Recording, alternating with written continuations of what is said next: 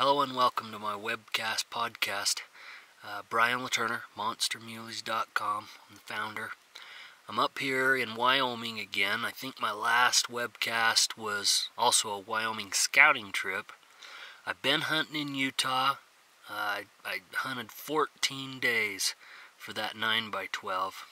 So close a couple times. I just never got a shot.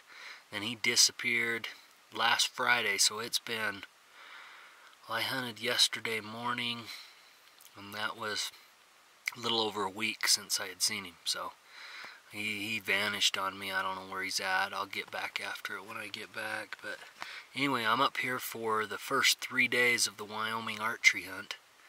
I packed in, I don't know how many miles, it's probably about 3 is all. I don't know how many vertical feet. There's a couple other guys in here from Utah. I didn't talk to them. I just saw their truck, and then I saw their tents. So anyway, I'm in here looking for the non-typical that I had filmed in June, I think it was. He wasn't huge then, but he looked like he could end up a big one, so I wanted to get in here and take a look at him. I didn't see him tonight. I saw 4 bucks, nothing real big, so anyway, that's that. Hopefully I can show you something tomorrow. Just like with Utah, I can't really spend a lot of time videotaping. I'm here to hunt. Once the hunt opens, there's no time for that. Even if you see bucks that are impressive and you want a video, you just don't have time. You got to move on and try to find the one you're after. And so that's why I don't even have a webcast for my Utah hunt. I've been documenting it, but I haven't put it together. I wanted to wait until the hunt's over completely. But yeah, just very few bucks on video during the hunting season, because it's, you just can't waste your time doing that. You got to move on. You got to find the deer you're after. So anyway, that's it. I'm going to bed. Hopefully tomorrow I can find him. That'd be pretty cool if I could spot him lay down, make a play on him. That'd be fun.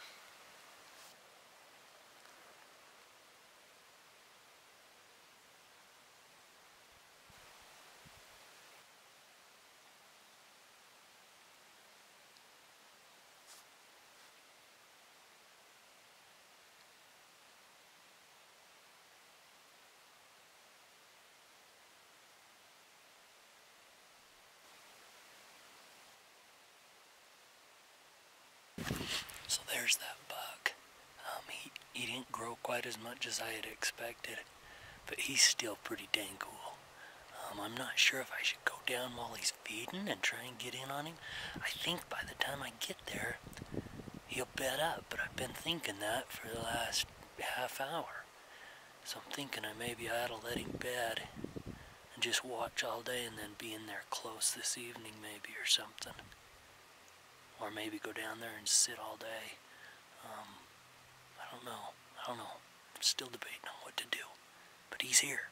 It's cool. And he is cool buck. Heavy, palmy. He's cool. Not giant, though. I thought he might end up in the 190s. I don't think so. But I think he's cool enough to go make a play on him with my bow. Alright, it's nighttime, day number 1. I saw that buck. The one I'm here that I came here for. Showed you some video there. He's a good buck. He didn't grow as much as what I had thought, but he was a taker. So I went down there. He fed until about noon. Some guys on horses scared him.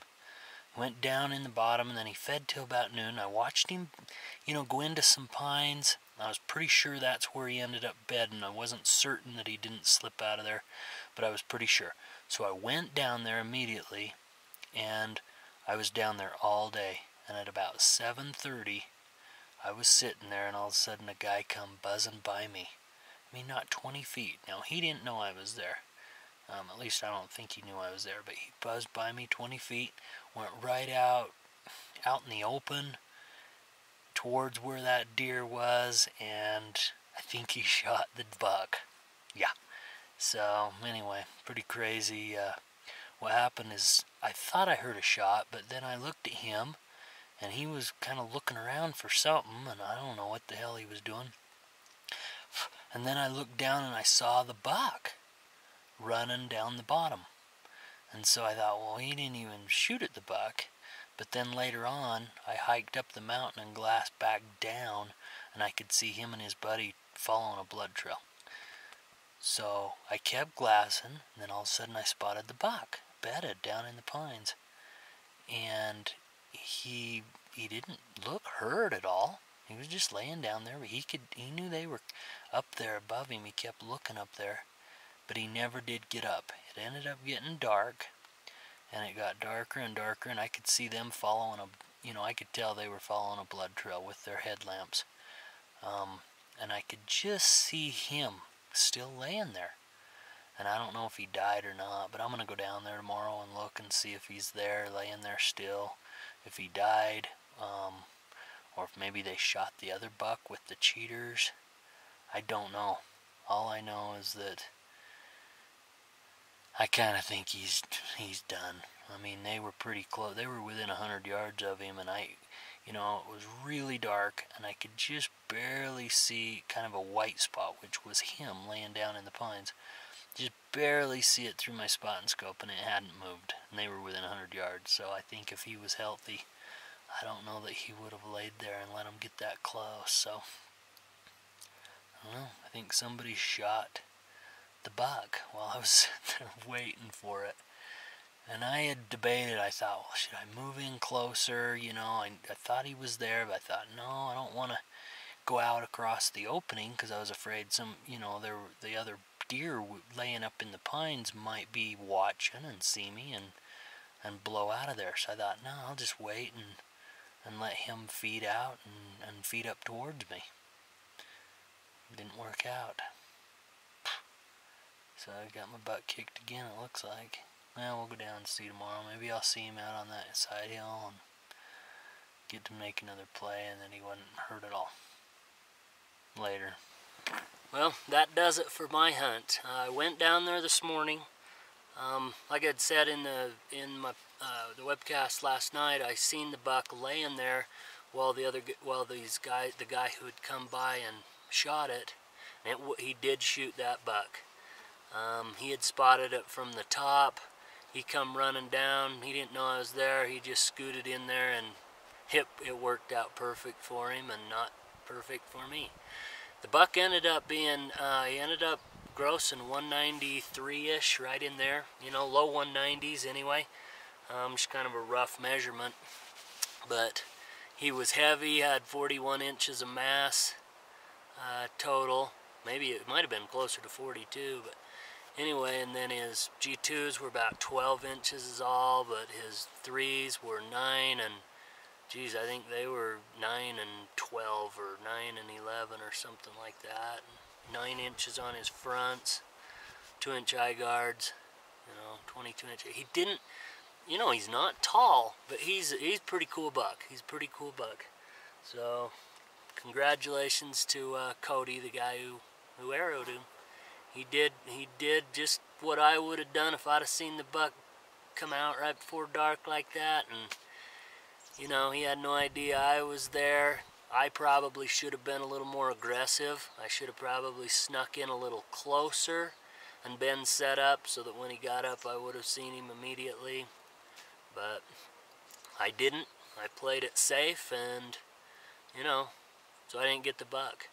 Like I said in my video, I didn't think he was as big. I was hoping he would end up in the mid-190s.